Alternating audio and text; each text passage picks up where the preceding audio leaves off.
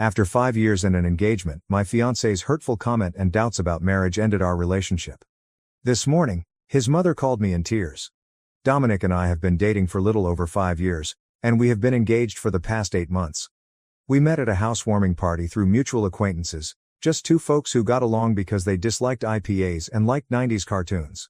After dating for a year, moving in after 2, adopting Beans at 3, and getting engaged last summer, our relationship progressed. Simple proposal, Saturday morning hike to our favorite vista, where he eagerly removed the ring box from his pocket. Yes, I said. We quickly chose October and have been preparing everything, mostly me while he nods. Dominic started making odd statements while arranging our wedding 3 months ago. Uncertain, not negative. When I showed him various places, he'd say, "That's a lot of money for just one day," or, "Do we really need to invite all those people?" I ignored it as male behavior or economic concerns. Later, my wedding texts were answered late. When I sent him caterer options, he'd reply hours later with "looks fine," or "whatever you want." When I asked if everything was well, he'd say he was busy at work, his construction company had some big projects. Last month, he spent more time with coworker Paul.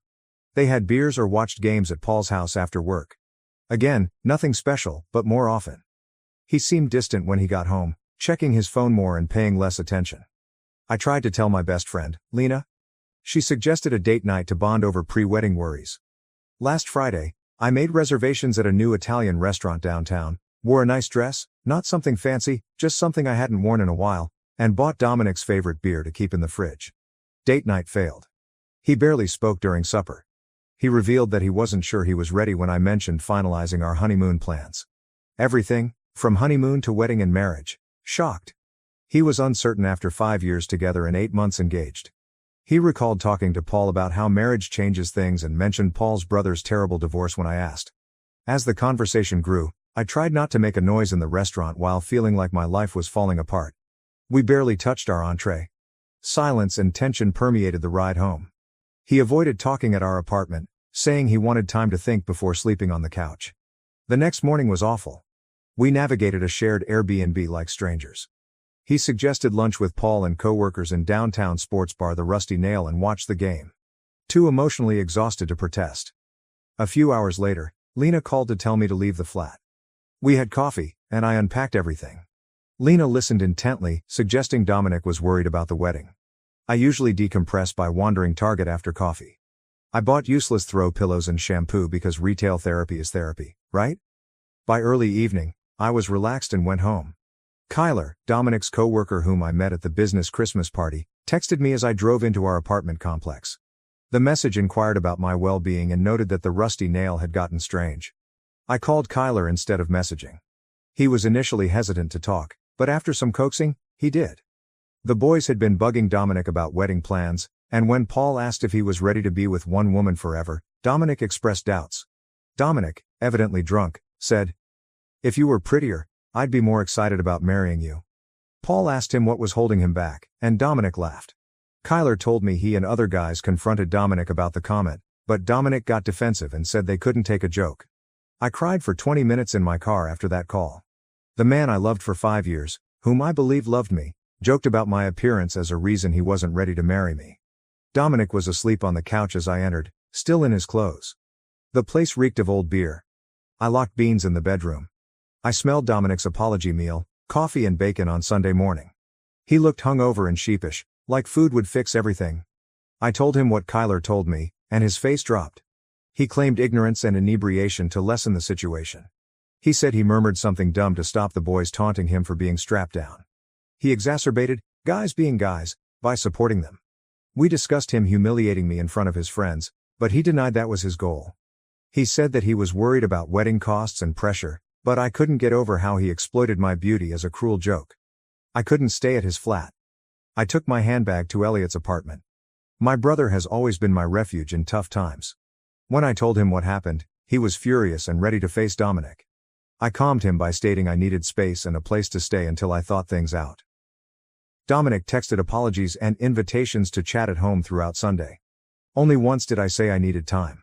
I phoned in sick on Monday because I couldn't handle taking dentist office calls while pretending everything was fine. About 9 a.m., Valerie, Dominic's mother, called Monday morning. We've always gotten along, and she's been more supportive than my mother, who lives in Florida with husband number 3. She seemed agitated, saying Dominic had called her the night before and I needed to know something. She asked if we could meet somewhere to chat, so I'm waiting in my car outside the coffee shop where I'm supposed to meet Valerie in 15 minutes, wondering what else to know and if my 5-year relationship is over. I never thought I'd write this. I keep looking at my engagement ring, wondering whether I should have expected this. Was I wrong, or did things shift so fast? Should I follow Valerie? How could she say anything to fix this? First, I'd like to thank everyone for their overwhelming support of my initial piece. I wasn't expecting thousands of comments. I tried to read as many as I could between weeping bouts and stress-eating emergency Oreos from my brother's pantry. I met Valerie, Dominic's mother, and I'll discuss it at the end of this update. So much has happened in the past 2 days, and I'm still processing everything. I called in sick again after publishing on Monday. I had just 2 sick days in the preceding year and sounded like death on the phone, but my supervisor was nice. I spent most of the morning in Elliot's spare room, storage closet, reading your comments and organizing my thoughts. At lunchtime, Lena brought sandwiches from a deli near her hospital. Despite not eating since Sunday, I forced myself to consume a few bites. Lena softly reminded me I couldn't ignore Dominic forever. We lived together, shared accounts, and had to talk. She was right, I couldn't stay at my brother's place forever, especially since Elliot's girlfriend was coming over for dinner. I didn't want to be Taco Tuesday's sad third wheel. I took a shower, grabbed one of Elliot's hoodies, don't judge, it felt wonderful, and drove home after Lena left. I practiced my speech the whole time. I would remain calm, adult, and receive answers without yelling or crying. Dominic's truck was in our parking spot when I pulled in. He should have worked. My stomach knotted as I approached our second-floor apartment steps. I opened the door to find him on the couch in sweatpants, looking exhausted, surrounded by wedding planning binders I'd made over the last 8 months. Little Trader Bean snuggled with him. He was surprised and relieved to see me and stated he was taking personal time off. He was probably reviewing all the wedding preparations to figure out how he bungled it so badly. I stood by the door, not ready to sit next to him, and told him that wedding plans wouldn't change his mind. We had a long, difficult conversation. He apologized again for the bar comment, calling it terrible and not believing it. He said he was trying to appear cool in front of his buddies when I asked why he would say something he didn't believe, which made me even angrier.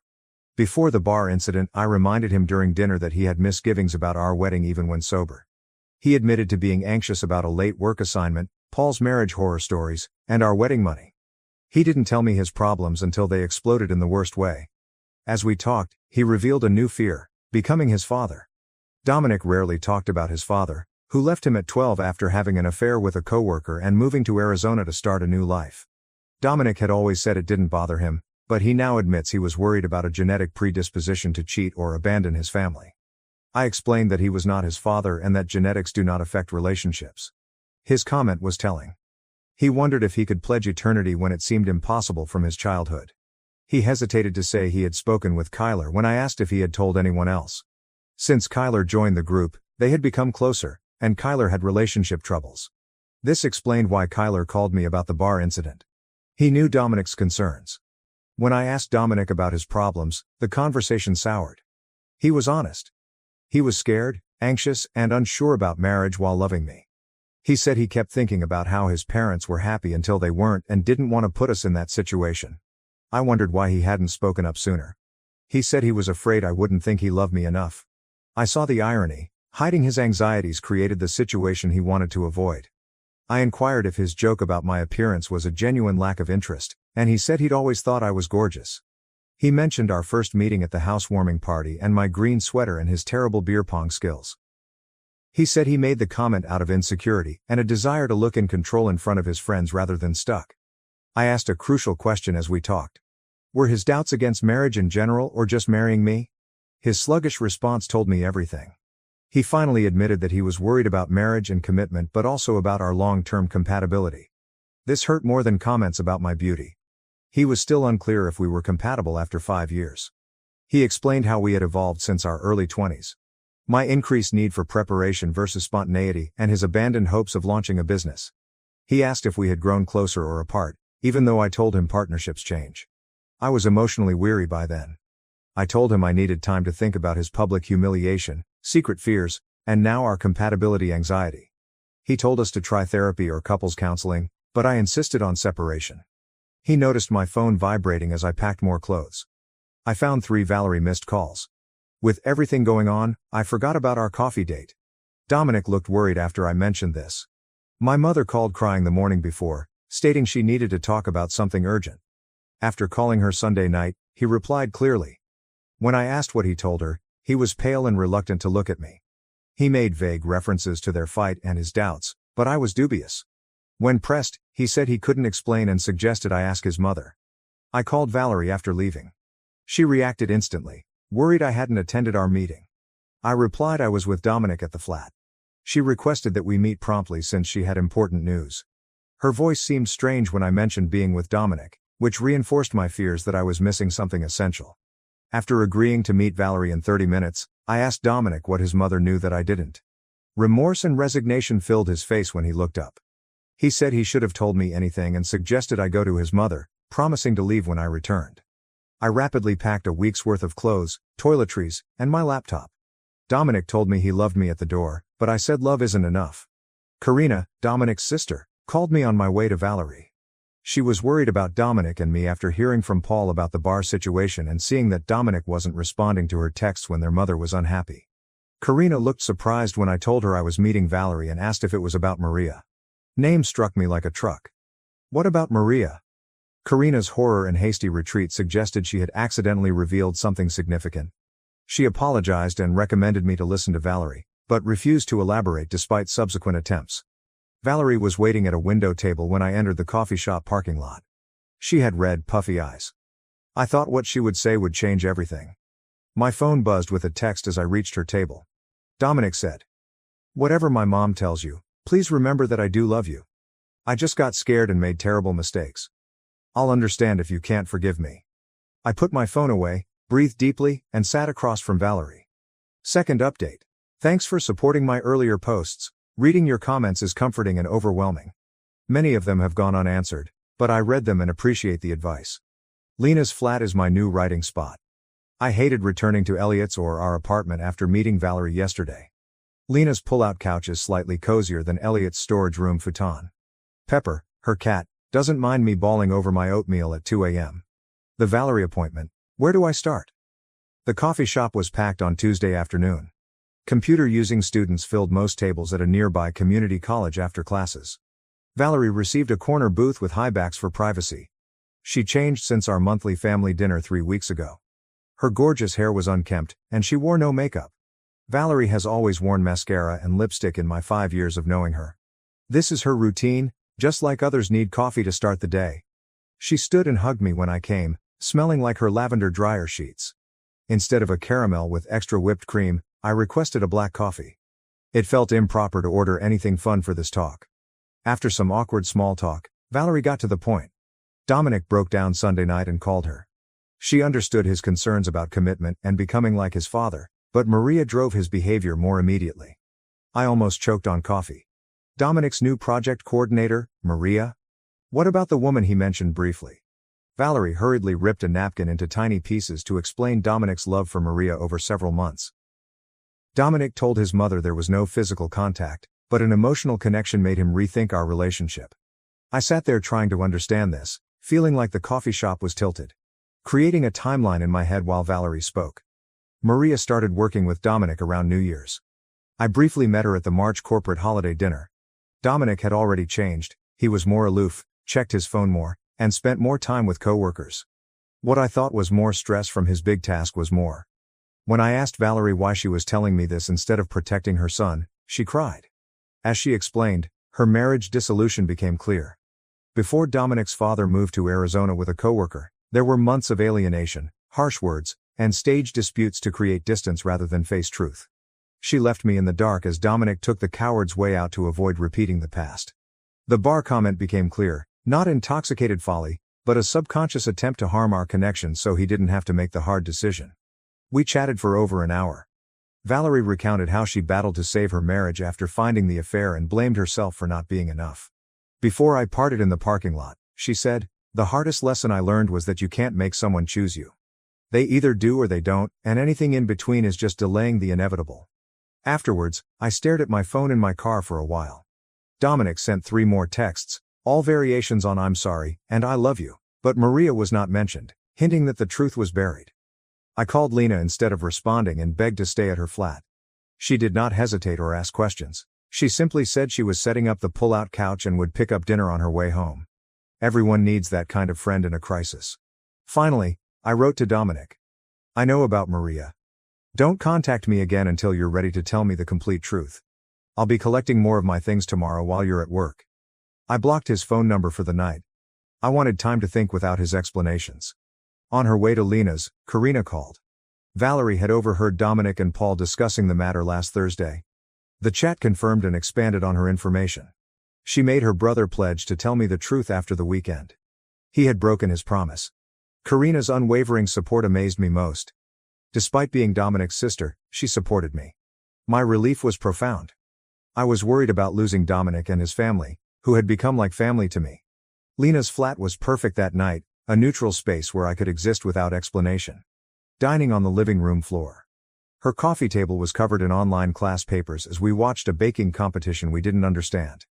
Its simple normalcy saved me during my emotional turmoil. I used my phone to relive 5 years of vacations, holidays, and everyday selfies with Dominic after Lena went to bed. Our engagement photos showed us smiling like lottery winners. I was mentally planning for the next day, going to the apartment while Dominic was at work, packing more stuff, possibly talking to the landlord about breaking our lease, when an unknown number texted me. Hi, Margot. This is Maria. I know you have blocked Dominic. Can we meet tomorrow? There's more to the story, which you should know. Only the two of us. My pulse raced as I glanced at the letter, wondering what else could be and why this woman would want to tell me directly. I scribbled a response after what seemed like an hour but was actually minutes. Where and when? Third update. First and foremost, I want to thank everyone for their overwhelming support in my previous posts. Your comments have helped me through restless nights more than you realize. Yes, I'm alive. Sometimes are easier. My visit with Maria went differently than expected. Probably impartial, we met at a little brunch establishment near the park. She was nervously checking her phone when I arrived. She seemed less polished and more human than at the corporate party. Her ponytail was messy, and she wore little makeup. Her unease caught my attention immediately. Shouldn't she have been more confident if she got involved with my fiancé emotionally? She kept fiddling with her coffee cup, avoiding eye contact. The talk presented two major surprises. First, Maria didn't know Dominic liked her until Paul casually mentioned it last week. She said she and Dominic worked on a project together, occasionally texting after hours but never violating limits. According to her, she never flirted with him or promoted anything other than friendship. She showed me their work-related messaging history and the occasional meme, nothing romantic or inappropriate. She had a 3-year boyfriend who occasionally joined them for happy hours. The second insight affected Paul. He was apparently intentionally causing trouble. Maria overheard him at work encouraging Dominic to consider his options before settling down, calling her someone who gets Dominic better than I do. She explained that Paul had been telling everyone at work that Dominic was having second thoughts about the wedding, joking about him being trapped and missing out on his freedom. After our meeting, I felt unusually peaceful. Maria wasn't the monster I expected. She was a victim of Dominic's manipulation and frailty. Before leaving, she said, "You seem like someone who understands their worth. Don't let anyone make you doubt it." My perspective and tactics changed after the encounter. The focus shifted from Dominic and me to Paul's detrimental influence, Dominic's family, and my role in this. I emailed Karina later to organize a neutral family gathering at her place because I wasn't ready to be alone with Dominic. She agreed fast. I remember yesterday's lunch. Her small yet pleasant flat was organized by Karina. She ordered simple pasta and salad from the Italian restaurant near her building. Valerie arrived first, then Paul. He attended because Karina insisted, and Dominic, who looked exhausted, did too. First 20 minutes were terrible. We ate pasta at Karina's dining table, talking about the weather and her new coffee table. The elephant in the room was almost eating our meal, but no one wanted to confess it. Finally, Valerie broke the silence by reiterating that we were there to face what had happened and find a solution, not to socialize. That opened the floodgates. I told Paul all I learnt from Maria, watching Paul's expression. The uncertainty and defensiveness in his face said it all. He tried to help his friend, but Karina cut him off immediately. Dominic sat calmly, staring at his unturned pasta. He confessed that Maria had been pleasant, but he had twisted it out of fear of becoming his father. Valerie recoiled at that comment. Dominic seemed embarrassed when I told the joke at the bar. He said it was his cowardice, not Maria. Paul was teasing him about being whipped, So he shouted something mean to appear cool. Dominic says my appearance never mattered. Paul dismissed it as guy talk, but Karina reminded everyone that Dominic and I were getting married in 3 months. That simple comment, a reminder of our fast approaching wedding, hit me hard. After sending save the dates and paying deposits, my dress was hanging in Lena's spare closet for final modifications. I subtly remarked that I no longer believed the wedding would happen. The room quieted. Dominic began to protest, but I stopped him. He stated he spent the week trying to figure out how we got here. I realized it wasn't simply Maria, that joke, or Paul's harm. Dominic was dishonest with me and himself. I said that I had ignored his lack of interest in wedding arrangements, his increased time with Paul, and his emotional isolation for months. I made excuses because it was easier than facing the truth, but I deserved someone who believed in me and didn't need a family intervention to figure out their feelings. Valerie and Karina said shut up, when Paul made a snarky remark about my drama. Dominic said he loved me but was frightened of messing up. He already had, I said. We talked for hours.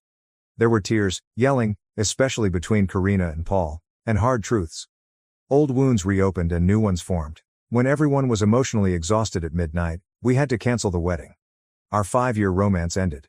Not a fight or a dramatic exit, just a sense that something fundamental had broken between us. Trust. It might be rebuilt someday, but not for an October wedding, not with Maria still working at Dominic's company, and not with that joke lingering. Karina brought me back to Lena's and said my relationship with her and Valerie hadn't altered. She stated I was still family despite Dominic's actions. After returning to Lena's apartment, I sat on the pull-out couch in the dark, realizing that 5 years had passed, the wedding had been cancelled, and the future was unknown. Didn't cry right away. I made a list on my phone's notes app. Call the venue to cancel, the deposit is likely gone, return the ring, contact guests, relocate out of the apartment, change relationship status on social media. Past 2 a.m. Shuffled out of her bedroom, Lena. She heard me enter and checked on me. She sat beside me in the pull-out and threw her arm around my shoulders as I told her the wedding was off. We sat like that till daylight, not talking and just living in my new craziness. Dominic texted me this morning to meet to discuss the apartment lease, separating our accounts, and what to do with our shared furniture. So mature, so final. Elliot also asked when he could help me pack. My brother is always practical. My mother asked if she should cancel her flight to the wedding after hearing from one of my relatives who follows Karina on Instagram. My finger feels heavy with the ring. Twisting it unconsciously was a nervous habit I didn't realize. Nothing fancy, just a round diamond in white gold. Dominic chose it because it reflected our classic relationship. I called the venue this morning, ironically. The coordinator was kind but firm. The deposit is non-refundable so close to the date, $8,000 lost. Trips, new clothes, and outings have been cut for nearly a year.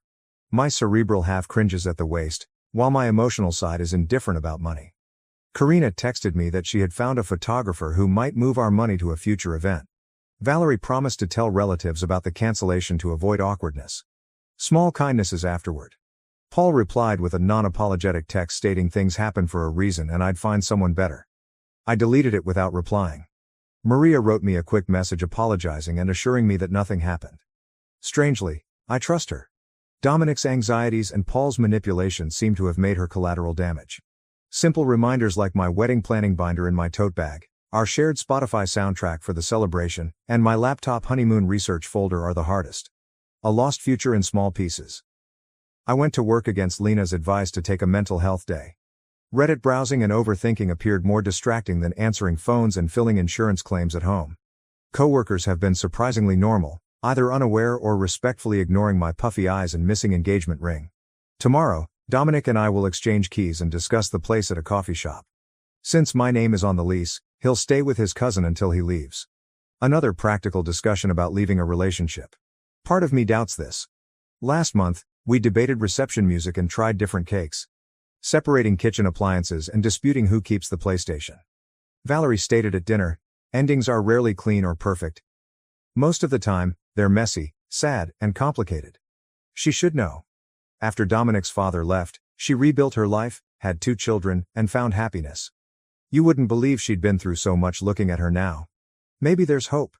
Now I'm taking things day by day. Tomorrow, I'll manage the flat and money. Next week, I'll start house hunting. The future after that is murky but real. Karina texted me to meet for coffee this weekend.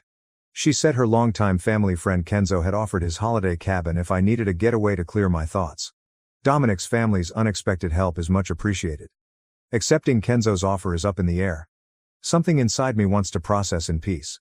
I understand I need Lena's realistic sympathy, Elliot's protective big brother energy, Valerie and Karina's complex allegiance right now. I'll stop using my wedding countdown app.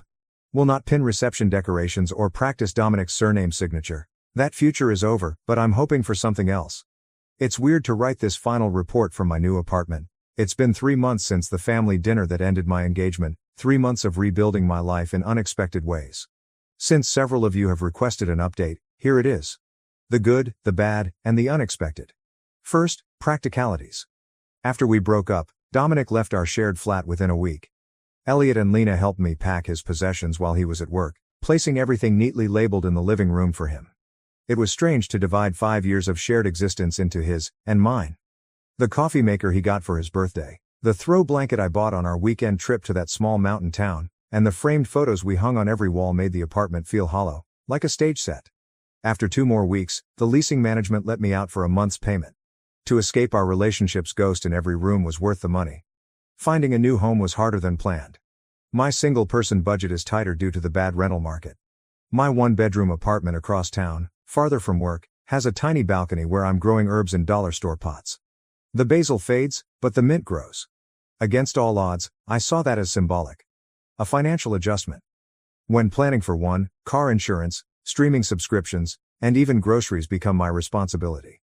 I now use coupons, buy store brands, use a spreadsheet, and think twice before ordering takeout. Growing up lessons I never thought I'd need at 29. Marriage merchants were surprisingly accommodating. The venue withheld our deposit but sent me a nice card wishing me happiness. The florist refunded half our payment despite their no-refund policy. In a shocking but thoughtful move, the DJ suggested his rehab working brother. I keep the engagement ring in its box in my dresser. Dominic advised me to keep or sell it because returning it was bad karma. Not sure what to do with it. I sometimes forget it's there, and other times I open the box and stare at it, wondering how something so small could have had so much potential. Social media had its own horror. I waited 2 weeks to update my relationship status to avoid questions. I completed it at 2 a.m. On a Tuesday, well-meaning friends asked, "What happened?" Distant relatives prayed, and former classmates I hadn't spoken to in years suddenly entered my direct conversations with phony fear that felt like interest. I wrote a brief, ambiguous comment about mutual decisions and requested privacy, then turned off notifications and threw my phone across the couch. Later, I posted a photo of my new apartment keys with the caption "New Beginnings." It got fewer likes than my engagement announcement, but it felt more authentic. Since the breakup, we've talked about practical issues like mail that arrived at the wrong place, the shared cloud storage account we forgot to separate, and returning a borrowed air fryer to his sister. Each conversation was polite but tense, like acquaintances forced to make small talk in an elevator. He still works for the same job, is friends with Paul, though Karina says they had a falling out recently, and Dominic contacted me last month and asked if we could meet. We hadn't seen each other since the key exchange at the apartment, and I was curious about his goals. We met in a coffee shop near my new apartment, as Lena half-jokingly suggested. He was leaner, had larger circles under his eyes, and wore a shirt I didn't recognize. After 10 minutes of stiff small talk about work and the weather, he took out a journal and said, "I've been seeing someone." And my heart stuttered before he said, "A therapist."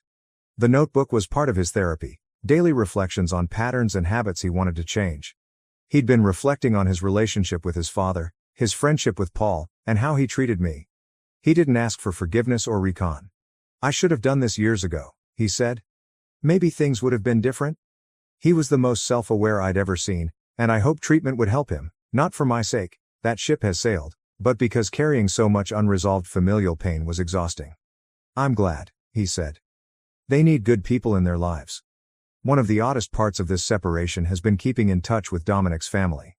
Valerie texts me weekly, usually with hilarious memes or garden updates. Karina and I get breakfast every other Sunday at this small cafe midway between our apartments. I'd like to think this tragedy has given me a profound awakening, allowing me to rediscover myself. Some days, I feel emancipated, relieved that I didn't marry someone who could harm me so carelessly.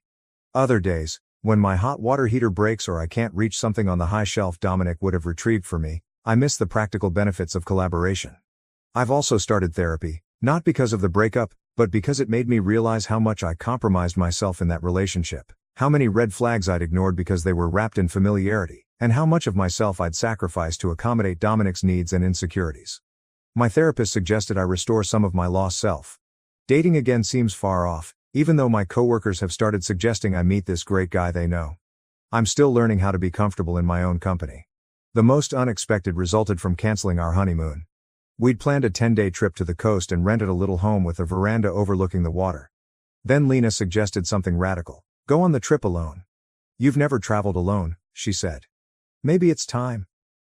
10 days alone in a lovely home designed for two sounded like the start of a tragic indie film, but the more I thought about it, the more appealing it seemed. I could wake up whenever I wanted, explore without limits, and read a book in one sitting. So I'm going to a honeymoon cabin alone next week. I've packed 3 paperbacks, downloaded several podcasts, and bought a new bikini for comfort rather than appearance. My mother thinks I'm crazy. Elliot offered to come with me, but I declined.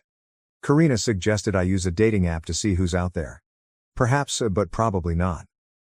I went grocery shopping the other day when our song played over the store's speakers. 3 months ago, I would have hidden in the frozen food department, holding back tears. This time, I felt only a faint ache, like if I was pressing on a bruise that had mostly healed. Progress, not perfection. I'll be honest, my new apartment's shower has unusual temperature fluctuations. I killed another basil plant yesterday, and I still occasionally text Dominic about something funny before realizing we don't do that anymore. Thank you for watching. If you haven't subscribed yet, please do so and hit the notification bell to stay updated with more shocking real-life stories happening around you.